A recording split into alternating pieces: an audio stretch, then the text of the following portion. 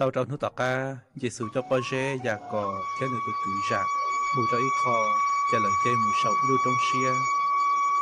Giê-xu ít chê lòng tà, nhon tờ lời xuân đìa.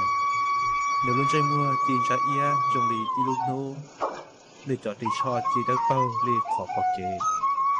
Chê mây xê thiết Elia, gỡ tờ, lò trâu lời bọc. Gỡ đôi Giê-xu thả. Bao dê hay cho Giê-xu tìa. Quá tài, bên nhóm tờ nó mà trong tàn cho. Do có khỉnh nó, cụ dọ qua bê lô chế trả phong. Y lúc đó có, y lúc đó mây xê, y lúc đó Elia. Bao dê chẳng ta tỏ hành đỡ. Chế mây từ hoa chỉ đất bao, loạn sống, con cầu. Chế lưu xua hay hậu tử hoa tua tiền. Tù nói cho của lãnh tú hoặc của nhà, để do của khóa chơi dòng xia, nên lùng mò. Cho thứ tỷ nó lưu xuân đỡ. Lời không trái mua tị lời trái cơ. Đó là Giê-xu trả lo thư lợi, thiên nữ hay ta lợi tìa. Nên sợ, nên son trái.